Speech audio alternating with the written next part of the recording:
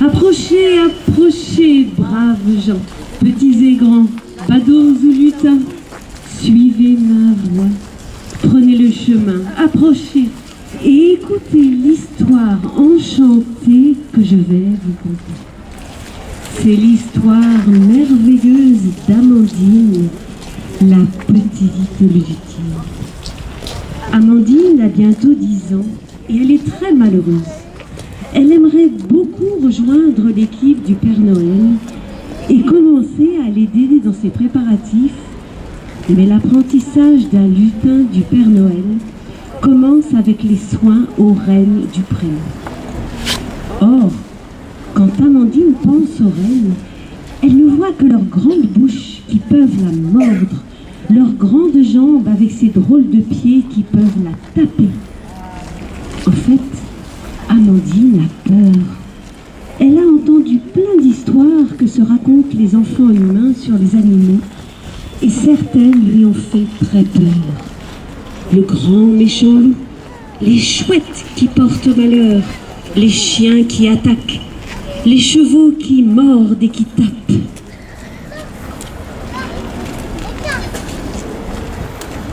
Le Père Noël, qui sait tout, a décidé de prendre les choses en main. Il a adressé une prière aux esprits des animaux pour qu'ils aident Amandine à guérir de sa peur. Sa prière fut tout de suite entendue.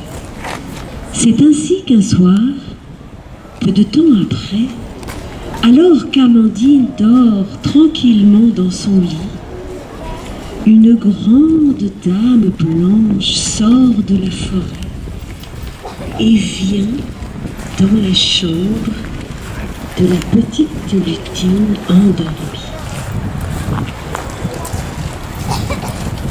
La femme se penche sur l'enfant et effleure son visage en disant « Viens, Amandine, laisse ton corps se reposer et éveille-toi. Je compte jusqu'à 3 et l'aventure va commencer. 1, 2, 3. Alicornis lance des paillettes au-dessus du lit d'Amandine, aliénant les dames. Les voilà partis sous une pluie de poussière d'étoiles.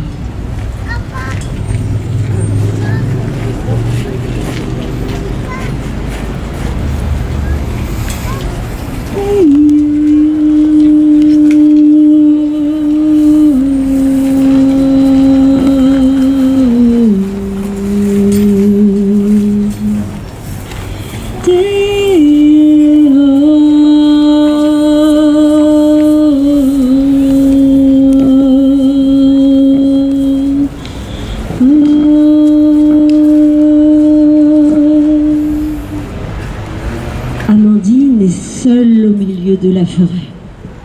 Elle a très peur. Il doit y avoir tout plein d'animaux dangereux. Même les arbres lui paraissent menaçants. Soudain, Amandine perçoit une présence. Elle tourne la tête et n'en croit pas ses yeux. Une grande femme blanche la regarde avec bienveillance. Et auprès d'elle, il y a une licorne. petite licorne toute dorée. La femme approche de l'enfant qui la contemple avec un mélange de peur et d'émerveillement. Il émane d'elle tant de force et de douceur. Est-elle une fée? Elle est accompagnée d'une chouette qui regarde Amandine de ses grands yeux dorés. Amandine se recroqueville sous le regard perçant de l'oiseau. Une chouette, ça porte malheur, et Amandine tremble de peur. La dame sourit chaleureusement à la petite lutine et lui dit « Bonjour, ma jeune amie. Mon nom est Alicornis. Je suis le cœur de cette forêt. Et voici Noctis. Elle est mes yeux dans l'obscurité. Elle voit ce qui est caché. Avec elle à mes côtés, je peux parcourir même les chemins les plus sombres sans t'ébrucher ou me tromper. Vois-tu, c'est elle qui m'a mené vers toi cette nuit, car elle tenait à te rencontrer. J'apparais aux êtres purs, à ceux qui croient en la magie. As-tu le cœur pur? Crois-tu à la magie? Amandine ne sait quoi répondre. Elle croit à la magie, bien sûr. La magie, dans le monde des lutins, il y en a partout, et c'est aussi naturel que l'air qu'on respire. Mais le cœur pur, qu'est-ce que ça signifie? A-t-elle le cœur pur? Alicornis la regarde en souriant et déclare « Tu as le cœur pur, Amandine. Mais ta peur pour la nature et les animaux est une ombre qui cache ta lumière. Je t'apparais maintenant sous ma forme humaine pour que tu n'aies pas peur de moi, car je suis une licorne. Je suis l'esprit de vie, l'esprit de l'amour. Je suis lié au vent, à la terre, à l'eau de la pluie et de la rosée, et toutes les feuilles des arbres, les racines, les ruisseaux, et les animaux, jusqu'aux plus petits insectes, ont murmuré ton nom dans mon cœur et m'ont appelé pour t'aider à accomplir ton destin. Tu te demandes comment cela est possible. Tu penses que les animaux sont bêtes et méchants, mais tu vas découvrir au cours de cette nuit qu'il n'en est rien et qu'ils peuvent être au contraire des amis et des alliés. Pour commencer, tu dois te débarrasser de tout ce que tu crois pour prendre un nouveau départ. Il m'a été donné le pouvoir de purifier les cœurs. Tes doutes et tes peurs, je peux les faire disparaître. Veux-tu m'accompagner? Amandine hoche timidement la tête. Elle a envie, mais elle a un peu peur quand même. Que va-t-il se passer? Que va lui faire cette dame bizarre? Peut-être est-ce une sorcière qui cherche à la tromper? Mais Amandine ne peut faire autrement que de lui suivre et de lui faire confiance. Alors Alicornis s'approche tout près d'Amandine et lui dit doucement, comme si elle lui chantait une berceuse. Ferme les yeux, laisse parler ton cœur et donne-moi ta main. Amandine ferme les yeux et donne la main à Alicornis, qui lui sourit, respire profondément et souffle sur le visage de l'enfant qui se détend. Alicornis touche ensuite légèrement du bout du doigt le front d'Amandine, passe sa main devant ses yeux, ses oreilles, sa bouche et descend doucement jusqu'à son cœur où elle appuie sa main doucement. Puis elle murmure « Ouvre les yeux maintenant ». Amandine ouvre les yeux, étonnée que cela soit déjà fini, puis sourit. Alicornis lui rend son sourire et déclare « Jeune demoiselle, tu m'as fait don de ta confiance alors que tu avais peur et que rien ne t'y obligeait. Mon cœur est assurément noble et vaillant. Je vais donc te faire un cadeau très précieux. » La licorne touche délicatement le cœur d'Amandine et dit « Enfant au cœur pur, je te fais don du courage. Te voici maintenant prête à affronter la suite de ton merveilleux voyage. va saluer la licorne d'or pour connaître l'amour des chevaux. Amandine approche sans crainte du bel animal, tend sa main, reçoit son souffle chaud et sourit de bonheur. Alicornis sourit aussi, puis se tourne vers Noctis, comme si elle l'écoutait, puis elle dit « Noctis aussi souhaite te faire un cadeau.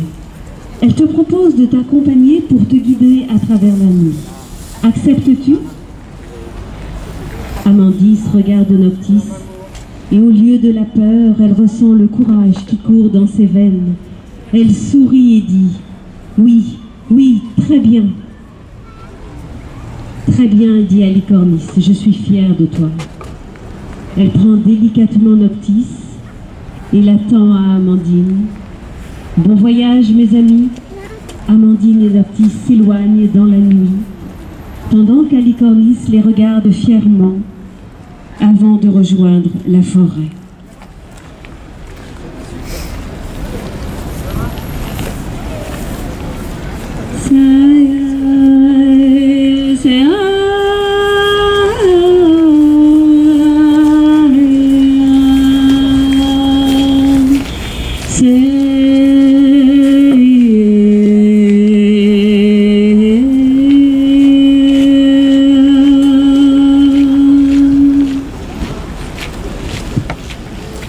Aliénor avance doucement. Amandine, guidée par Noctis, arrive soudain dans un endroit magnifique et voit deux êtres d'une majesté à couper le souffle. Un cerf et un être à la fois cerf et humain.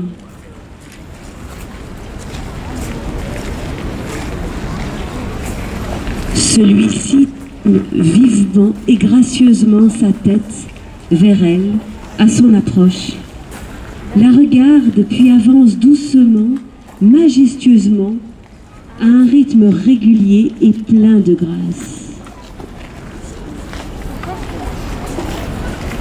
Amandine est subjuguée et elle pense qu'elle est belle, car l'esprit du cerf est un esprit féminin gracieux et doux qui se présente ainsi tout en continuant à parader autour de la petite lutine. Qu'elle est belle, pense Amandine.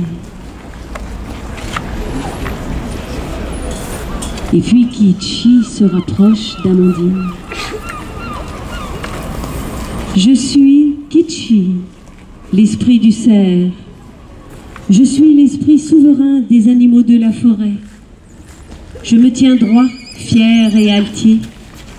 J'avance avec grâce et assurance vers le but que je me suis fixé. C'est pourquoi j'accompagne les âmes nobles en les aidant à avancer avec force et fierté. Amandine se sent toute petite devant cet esprit qui allie si parfaitement l'élégance, la beauté, la puissance, la force et la légèreté. Veux-tu recevoir en toi la force du cerf, Amandine? Amandine ne répond pas. Elle hésite. Elle se sent si petite. Comment pourrait-elle devenir grande et fière comme Kiichi? L'esprit du cerf lui dit « Ne te demande pas si tu pourrais. Demande-toi juste si tu le veux. Car la taille du corps importe peu. Seule la taille du cœur a de l'importance. Alors, le veux-tu? Si tu le veux, redresse-toi. Inspire profondément. Maintenant, regarde droit devant toi, fièrement. Sens-tu la force de la forêt? Amandine brille. Elle se sent effectivement plus forte, plus vivante, prête à affronter le monde et avancer sur le chemin. Kiichi sourit à son tour. Avance alors, petite lutine. Ma force est en toi dorénavant. Elle t'accompagne et donne de l'assurance à tes pas. Mon ami que voici accepte de te prendre sur son dos pour t'aider dans ton voyage. Alors monte et en route. Amandine, droite, fière et souriante, regarde Noctis et son nouvel ami, le serre, et elle leur demande « Où m'emmenez-vous maintenant ?» Noctis répond simplement et malicieusement « Tu verras. »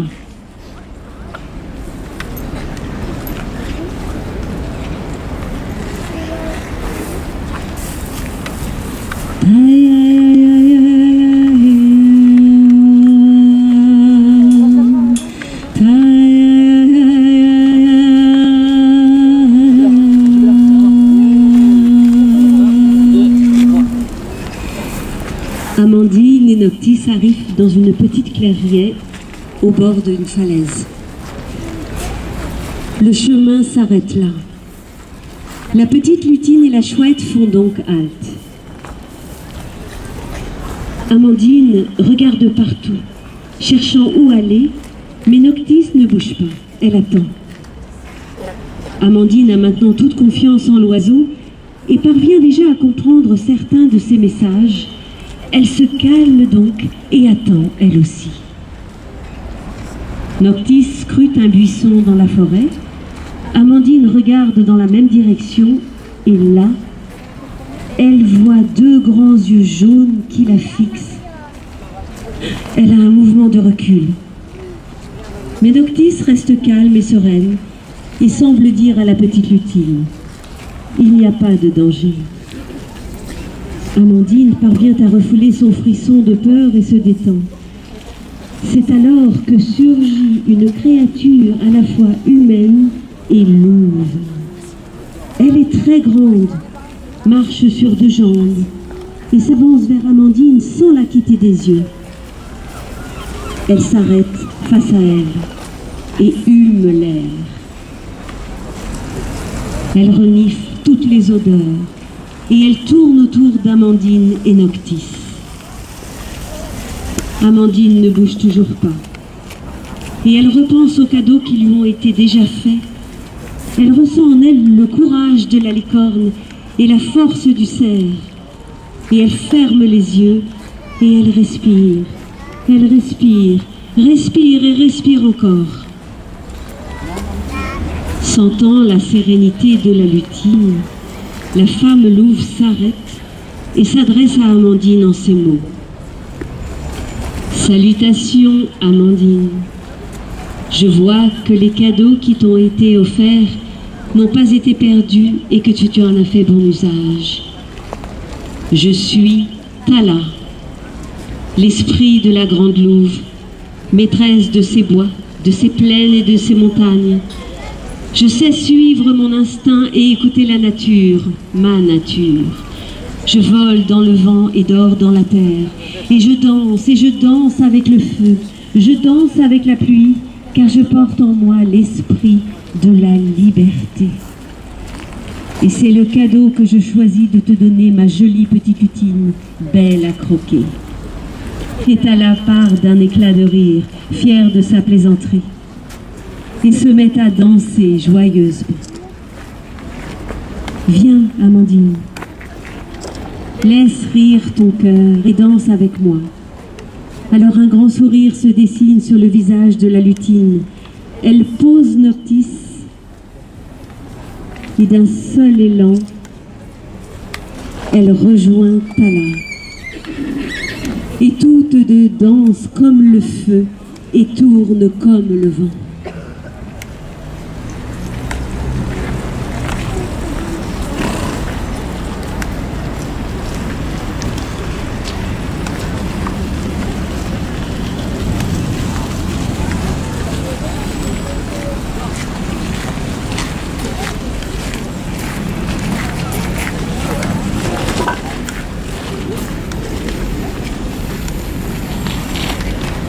C'est alors que Kichi, toujours majestueuse, apparaît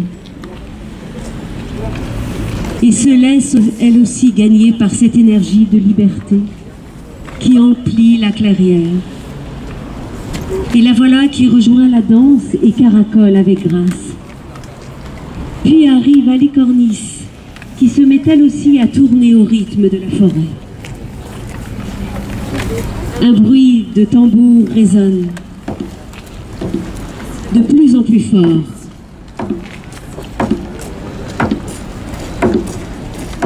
Amandine voit arriver de très grandes jambes, des jambes interminables. Elle lève la tête, encore et encore, toujours plus haut, pour réussir à enfin croiser le regard de cet être immense qui se tient devant elle, qui la regarde d'abord sévèrement avant de lui sourire. Tous se sont rassemblés près du nouveau, venu, dont l'aura calme. Elle est bienveillante et englobe tout l'espace autour d'Amandine. Bonjour, jeune petit être. Je suis heureux de te rencontrer. Je me nomme Émeris.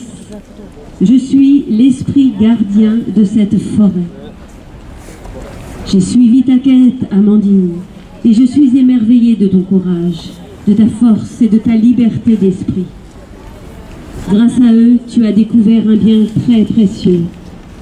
La confiance, tu nous as fait confiance, mais surtout, tu as appris à te faire confiance. Vois-tu, tous ces trésors que nous t'avons offerts dormaient tout simplement au fond de toi. Nous les avons seulement réveillés pour qu'ils brillent et éclairent ton chemin, comme Noctis l'a fait cette nuit. Amandine remercie tous les esprits des animaux et de la forêt. Elle va voir le renne, lui demande la permission de monter sur son dos, lui montre sa confiance, et portée par son courage, par sa force et sa liberté, elle se dresse fièrement, victorieuse et heureuse.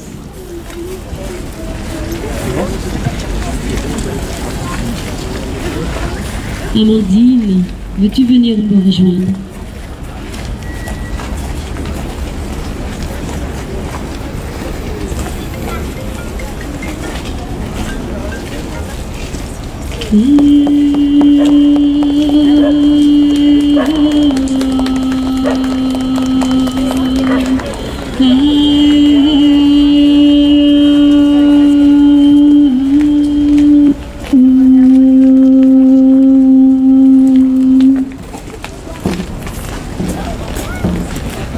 Viens t'asseoir sur mes genoux, Amandine. J'ai un secret à vous confier. J'étais cette petite fille Amandine. Le temps a passé. Je n'ai plus jamais eu peur des animaux. J'ai continué à travailler pour le Père Noël, auprès des reines. Et je vais même vous dire que je sais parler avec les reines. Je comprends leur langage.